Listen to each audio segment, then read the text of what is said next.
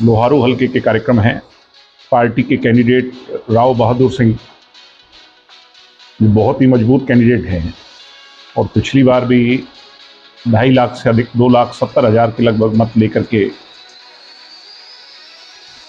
Second पर रहे थे। आज की बदली हुई परिस्थितियों में भिवानी महेंद्रगढ़ लोकसभा क्षेत्र की जनता ने लगभग ये अपना मन बना लिया है। जननायक जनता पार्टी डॉक्टर अजय सिंह चौटाला जी की कर्मभूमि भिवानी महेंद्रगढ़ लोकसभा क्षेत्र की सीट पर इस बार पार्टी के कैंडिडेट को भारी मतों से 36 जात के लोग अपना मत दे करके जिताने का काम करेंगे, यहां से भेजने का काम करेंगे। बीजेपी के एंटी इनकम्बेंसी और कांग्रेस के लोगों को आजमाया हुआ है। डॉक्टर साहब के समय पर हुए काम, लगी हुई नौकरियां, उस समय को लोग याद करते हैं।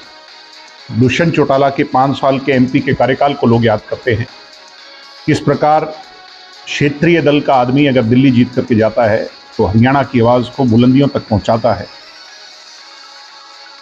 इसलिए हरियाणा में ज़्यादा सीटों पर जननायक जनता पार्टी के लोगों को जिता करके दिल्ली भेजने का काम करेंगे।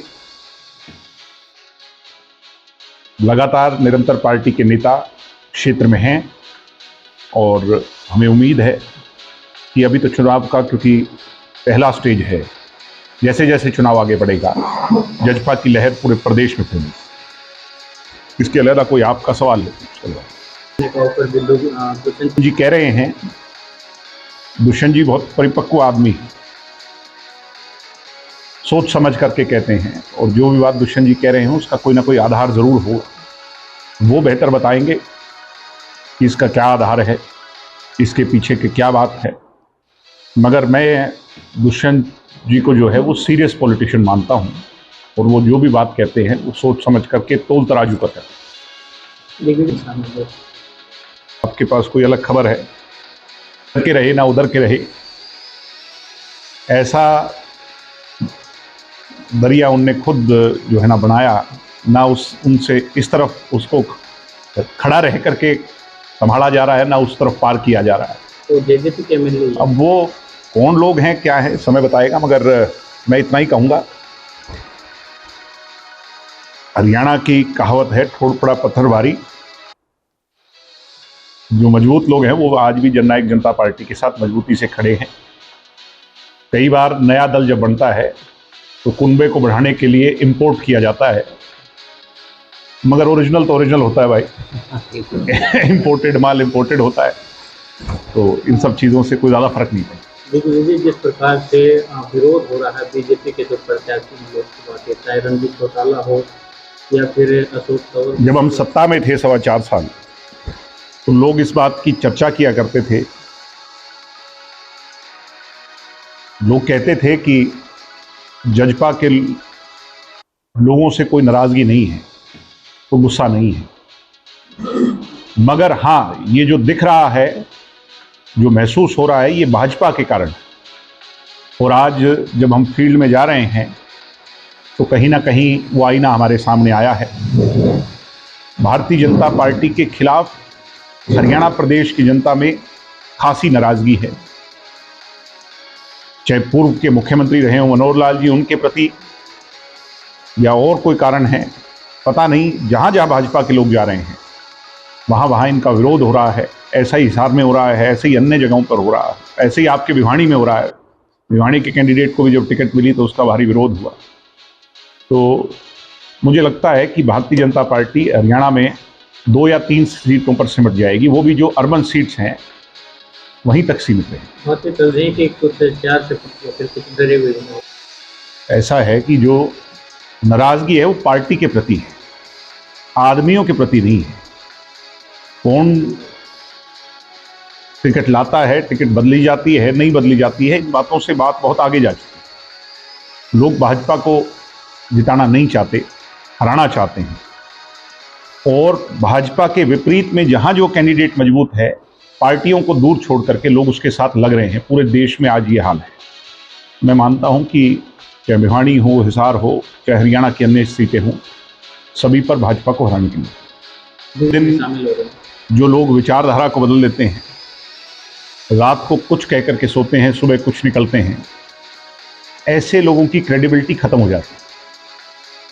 विजेंद्र भाई देश की बहुत बड़ी हस्ती हैं, शान है, हमारे हरियाणा का नाम गौरव उन्होंने अंतर्राष्ट्रीय स्तर पर जो है ना हमें स्थापित करके दिया। मगर जब राजनीति की बात आती है तो ये उनका पहला प्राथमिक ऑक्यूपेशन नहीं है। ये सीजनल पॉलिटिशियन हैं, जब चुनाव आते हैं तो राजनीति करते हैं। तो इसलिए मैं उनको शुभकामनाएं दूंगा, वो अपने जीवन में सफल हों। मगर पार्टियां बदलने से अच्छा संदेश नहीं आता। उन्होंने किसी और कंटेक्स्ट में ये बात कही थी। उन्होंने कहा था भूपेंद्र हुड्डा बजाय कि जेजेपी का विरोध करें, उन्होंने कहा था कि अगर इनकी नीयत ठीक होती तो ये सभी विपक्षी दलों को एकजुट करने का प्रयास करते। जबकि उन्होंने, हम तो बाद में आए, हम तो सत्ता में थे, उन्होंने इनेलो जैसे दल को भी साइडलाइन किया और लोग जो आना चाहते थे उनको भी साथ नहीं जोड़ा। तो भूपेंद्र हुड्डा की नीयत साफ है, मैं और मेरा बेटा, इससे आगे वो सोचते नहीं। प्रदेश के हित, भाजपा का विरोध उनके लिए कोई मैटर नहीं। बेस्ट कैंडिडेट को चुनाव में उतारती है। मेरी चर्चा चल रही थी और अब उनको टिकट मिली है, तो हम सबका एक ही लक्ष्य है कि उनको यहाँ से जिताएं, भारी मतों से जिताएं, ऐतिहासिक उनकी जीत हो।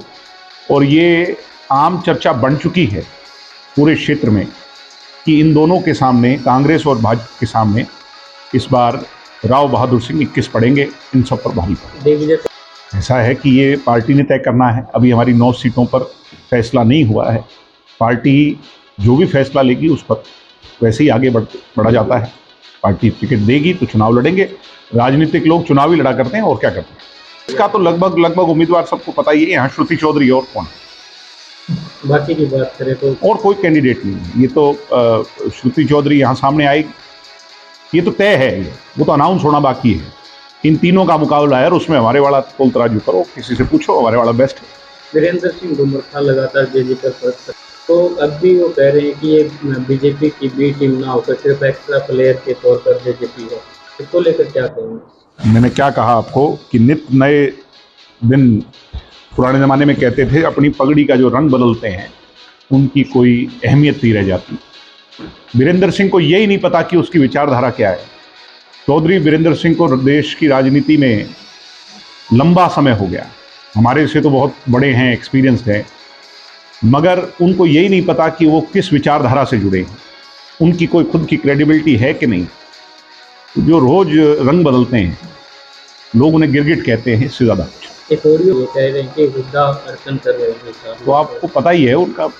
अब जिस पार्टी के अंदर अभी से ये बातें निकल करके आ रही हैं, एक दूसरे पर कितना विश्वास है, वो क्या चुनाव लड़ेंगे और भाजपा को हराएंगे, मैं नहीं मानता। इसीलिए लोग ठोस लोगों को वोट देंगे, मजबूत लोगों को देंगे, डरे हुए लोगों को कोई वोट नहीं। ऐसा है, कोई भी पार्टी सभी सीटों पर जीत का दावा करती है। ये जनता के हाथ में है, मतपेटी में है, कौन जीतेगा, कौन आगे।